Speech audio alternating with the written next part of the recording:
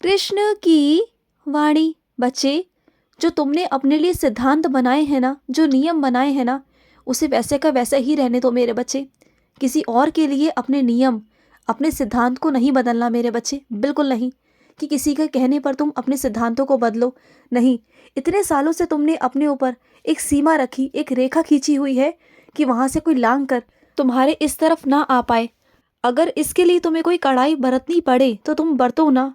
तुम्हें सख्ती बरतनी पड़े, सख्ती से पेश आना पड़े, थोड़ा सा कड़ाई के साथ, सख्ती के साथ, गुस्से में थोड़ा तुम्हें पेश आना पड़े तो आ जाओ, कोई बात नहीं। मैं वहाँ गुस्सा नहीं करूँगा, बिल्कुल नहीं करूँगा, क्योंकि मैं जानता हूँ तुम्हारे कुछ नियम है, तुम्हारे कुछ सिद्धांत है। और अगर कोई वहाँ से लांघ कर आने की कोशिश करे ना, तो तुम्हारे आत्मविश्वास को चोट पहुँचती है, तुम्हें बहुत बुरा लगता है। मैं जानता हूँ मेरे बच्चे, तुम्हें बिल्कुल पसंद नहीं है ना, मुझे पता है। और सुनो, अगर कोई दान धर्म तुम्हारे घर में नहीं करना चाहता तो मत करो ना मेरे बच्चे। क्योंकि मेरे बच्चे, तुम्हारे घर वाले भी कहीं ना कहीं सही भी हैं, क्योंकि उन्हें बहुत लोगों से धोखा मिला, वो डरते हैं कुछ चीज़ों को करने से। उसमें तुम्हारी ही रक्षा है मेरे बच्चे। अगर वो अभी नहीं चाहते हैं कुछ करना तो मत करो, और वो जितना कर रहे हैं ना, तो उतना तुम करो ना। लड़ाई झगड़ा करके करोगे तो फिर मुझे भी कहाँ से अच्छा लगेगा, बोलो।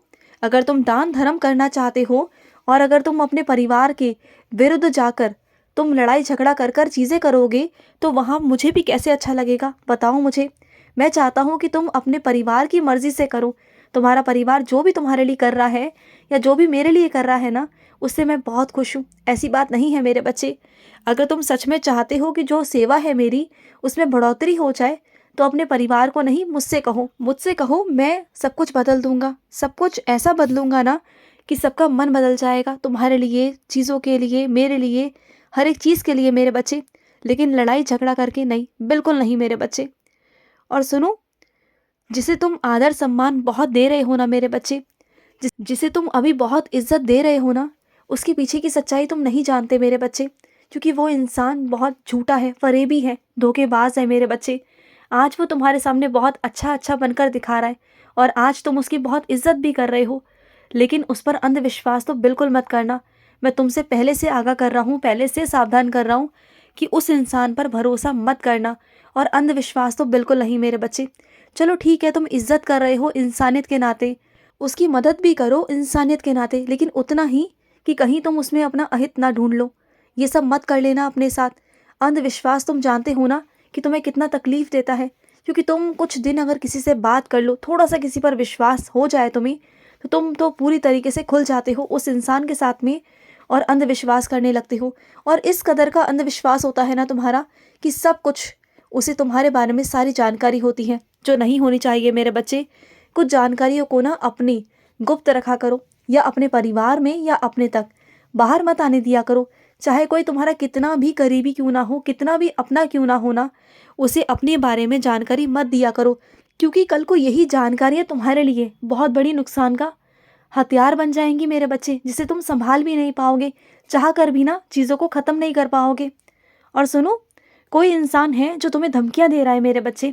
मैं जानता हूँ कि वो कौन है। वो तुम्हें डरा रहा है, धमका रहा है। अगर वो ये कह रहा है कि तुम नहीं सुनोगे, नहीं मानोगे, तो वो ये करेगा या वो करेगा, तो उसकी बातों में कभी मत आना। तुम जितना डरोगे ना उस इंसान से, वो उतना तुम्हें डराएगा मेरे बच्चे।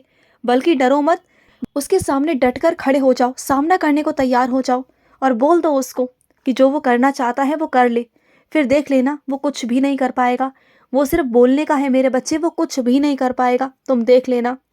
और सुनो, जो चीज़ अंदर से आ रही है ना तुम्हारे, जो अंदर से मन से आ रही है ना, और बार बार आ रही है ना, तो समझ जाओ कि मैं तुम्हें कुछ समझाने की कोशिश कर रहा हूँ, उस तरफ संकेत दे रहा हूँ। उस संकेत को समझो मेरे बच्चे। जो मैं तुम्हें समझाना चाहता हूँ ना, उस चीज़ को समझने की कोशिश किया करो। और सुनो, जब तुम्हारे नाव का रक्षक खुद कृष्ण है, कृष्ण है तुम्हारा, तुम्हारा दामोदर है, तुम्हारा लड्डू गोपाल है, तो डर किस बात का मेरे बच्चे। तेरा गोविंद है ना, सब गोविंद है, सब गोविंद है, गोविंद बिन नहीं कोई, यही कहते रहते हो ना, हर जगह कहते हो ना तुम। तो फिर डर कैसा है तुम्हारे अंदर, कैसा डर मेरे बच्चे। उस डर को निकालो और बाहर फेंक दो, किसी ऐसी जगह पर फेंक दो कि जहाँ से वापस कभी आ ही ना पाए। उस डर को बहुत दूर फेंक दो मेरे बच्चे, दूर कर दो।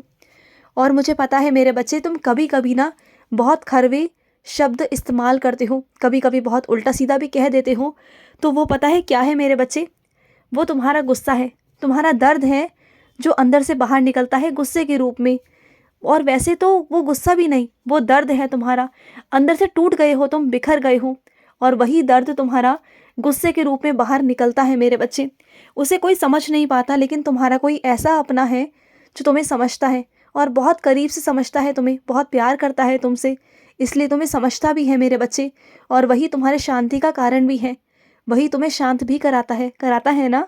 तो वो मेरा ही बच्चा है मेरे बच्चे, जो तुम्हें शांत कराता है।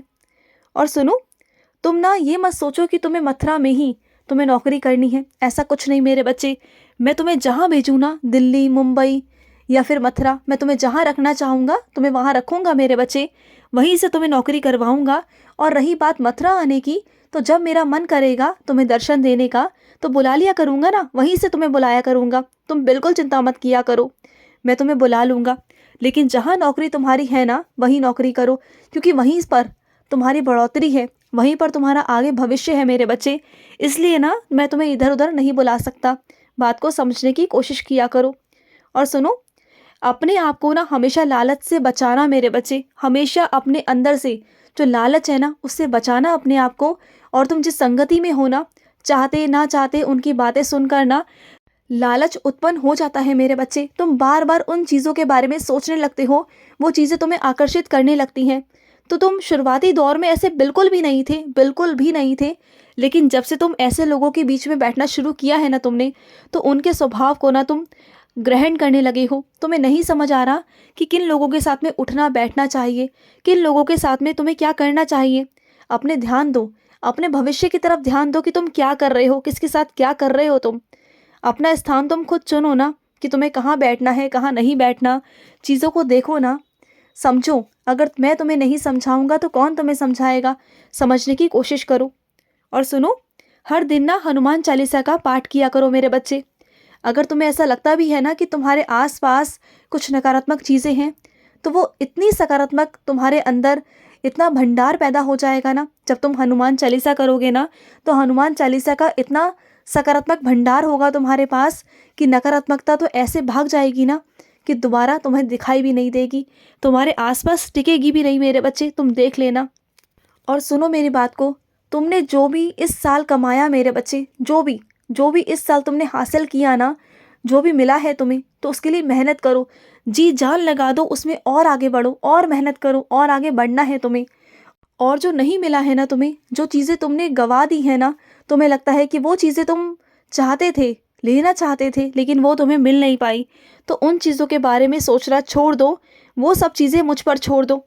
तुम रास्ते बदल लो अपने वहाँ से, अगर मुझे करवाना होगा तो मैं करवा दूंगा, लेकिन अभी के लिए उन चीज़ों को छोड़ दो मेरे बच्चे, जहाँ पर थी वहीं पर छोड़ दो। और सुनो, तुम्हारे हाथों को ना मैंने अपने हाथों में ले लिया मेरे बच्चे, तुम्हारी ज़िंदगी की डोर मैंने संभाल ली है, तुम्हारे जीवन को मैं ही देखूंगा, तुम देख लेना। अब जो भी तुम्हारे जीवन में होगा ना, वो सब मैं देखूंगा अपने हिसाब से। और सुनो, मैं तुमसे ये कहना चाहता हूँ कि तुम बहुत बीमार थे ना, इतने दिन तुम अस्पताल में रह कर आए, तो अब तुम्हें बोलने करने को मना किया गया है ना, फिर तुम इतना क्यों बातें कर रहे हो मेरे बच्चे? किसी से भी ना इतनी बातें मत करो, कम से कम बोलो, कोई बुरा नहीं मानेगा। और फ़ोन पर लंबी लंबी बातें करना तो बिल्कुल बंद कर दो, कह दो, सामने वाला कोई बुरा नहीं मानेगा, कहने से कोई बुरा नहीं मानता मेरे बच्चे। सब जानते हैं कि तुम बीमार हो, इस वक्त तुम्हें शांति की ज़रूरत है, इस वक्त तुम्हें आराम की ज़रूरत है। और अभी अपने काम पर लौटने की ज़िद बिल्कुल मत करो, क्योंकि इस वक्त तुम इस हालात में नहीं हो, इस चीज़ों में नहीं हो कि तुम जा सको और काम कर सको मेरे बच्चे। इस वक्त तुम्हें सख्त आराम की ज़रूरत है, सुन लिया ना, तुमसे कह रहा हूँ, इस वक्त तुम्हें आराम की ज़रूरत है, आराम करो, खुश रहो। आज का रात्रि कृष्ण संदेश समाप्त हुआ। जय श्री कृष्णा।